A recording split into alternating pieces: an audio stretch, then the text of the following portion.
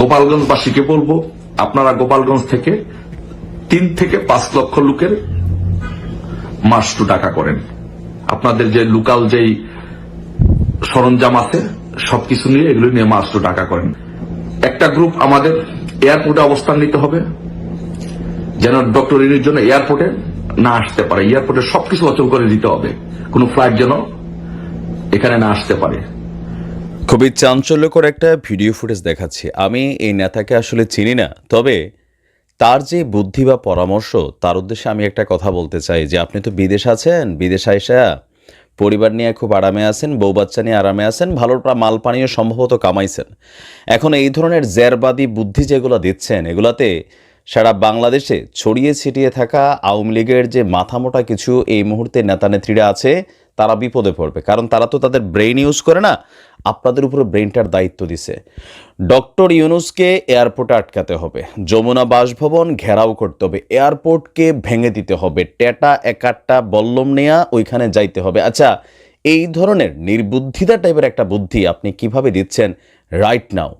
একটা ফুটেজ দেখাচ্ছি। দর্শক, ইউনূস এই মুহূর্তে ডক্টর ইউনূস তিনি মার্কিন যুক্তরাষ্ট্রে আছেন জাতিসংঘের অধিবেশনে। 27 তারিখ পর্যন্ত প্রোগ্রাম আছে। 28 অথবা 29 তারিখ তিনি বাংলাদেশে ঢুকতে পারবেন না, এমন অনেক ভিডিও ফুটেজ ছড়িয়ে পড়েছে। সেগুলোর পেছনে আসলে কি কাহিনী, আর যারা এই পরিকল্পনাগুলো করছেন তারাই বা কারা?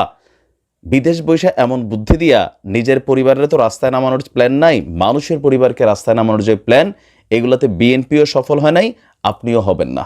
চলুন দেখি সেই ভিডিওর অংশবিশেষের বাকি কথাগুলা আমরা শুনি।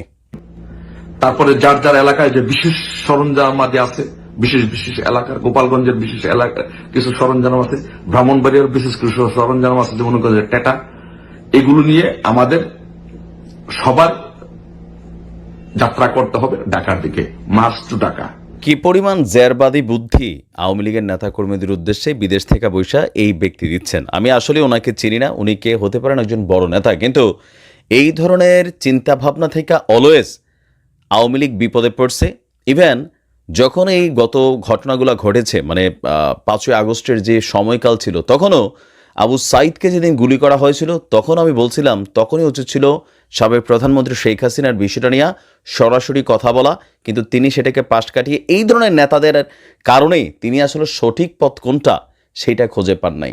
আজকের দিনে এই নেতার কথা শুনে গোপালগঞ্জবাসী হন আর আপনি ব্রাহ্মণবাড়িয়ার হন, বাংলাদেশের যেই জায়গারই লোক হন, একটা একাট্টা বল্লম হাতে নিয়ে আপনি ঢাকার অভিমুখে রওনা হয়ে দেখেন আপনি প্রাণটা নিয়ে বাড়িতে ফিরে যেতে পারেন কিনা। আর এই প্রাণ দেওয়ার পরে যে দেখো মব জাস্টিস হচ্ছে, দেখো এইটা হচ্ছে, এগুলো নিয়ে আমরা আর কথা বলবো না, আমরা যতটুকু পারি কথা বলার চেষ্টা করি, কিন্তু এই ধরনের পাগলামি কর্মকাণ্ডের কোনো ধরনের সীমা হয় না।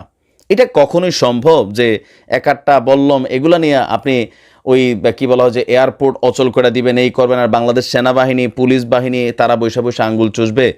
আপনার বক্তব্যের কিছু অংশ সঠিক যে সমন্বয়কটা তাদের জায়গাগুলোতে বিতর্কিত হয়েছে, সবাই হয় নাই, শতভাগ কিন্তু এখনো হয় নাই।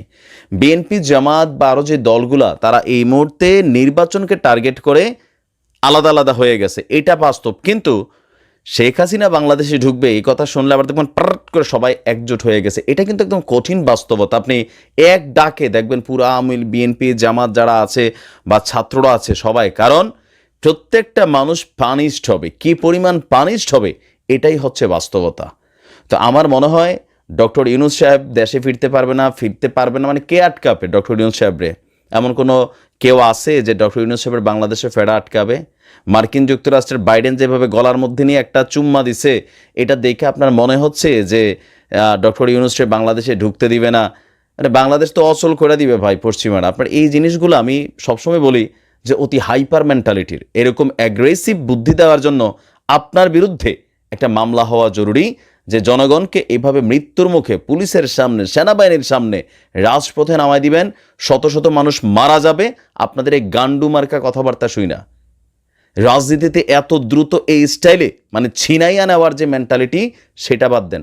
রাজনীতি করেন, মানুষের অন্তর জয় করেন। গত 16 বছর উন্নয়ন হয় নাই তা না, যথেষ্ট উন্নয়ন হয়েছে, কিন্তু সেই নামে লুটপাট হয়েছে, মানুষকে গুম করা হয়েছে, নির্যাতন করা হয়েছে, এটাও কিন্তু বাস্তবতা। আর এগুলো on live on camera recorded আছে। সেগুলোর জন্য সরিটরি বলেন, মানুষের কাছে একটু গ্রহণযোগ্যতা অর্জন করেন, সিম্পেথি নেন। এভাবে ওই যে গুন্ডাবাজি মেন্টালিটি দিয়া এটা আসলে হবে না। দেখেন, আমি বরাবরই সহিংসতার পক্ষে না, আর এরকম বুদ্ধি যারা দেয় তাদের পক্ষেও না। তারা কিন্তু আপনাদেরকে বিপদে ফেলবে। তারেক রহমান চেষ্টা করছে না, জনগণকে বারবার বলছে না রাস্তায় নামেন, রাস্তায় নামেন, নামছে? নামে নাই। মানুষ এত পাগল না এখন আর এইসব কথায় রাস্তায় নামবে। তবে দিন শেষে যখন একটা আন্দোলন হয়েছে, সেটা নানান পরিকল্পনা, নানান প্রেক্ষাপট, আল্লাহ পাকের উদ্দেশ্য ছিল, ইশারা ছিল, সেখান থেকে ঘটছে, ওইটা আলাদা। এখন এইভাবে ডক্টর ইউনূসকে আটকাবে, মনে করছেন হেরারা আলাদা হয়ে গেছে আর পাবলিককে নিয়ে রাজপথে নামাই দিচ্ছেন, টেডা এক কাঠা বললাম নিয়ে গুলি খেয়ে মর্ত রাজপথে। ভালো হন। আর যদি এত সাহস থাকে তা আপনি দেশে যান, যাই আপনি রাজপথে নামেন এক একটা নিয়ে, দেখা যাক আপনার পিছনে কয়জনে নামে। পাবলিকের এরকম ইয়ামার্কা মেন্টালিটি মূলক যে চিন্তা ভাবনা আছে সেগুলো থেকে দূরে থাকেন। এমনি বহুত মানুষ বিপদে আছে আপনাদের কারণে।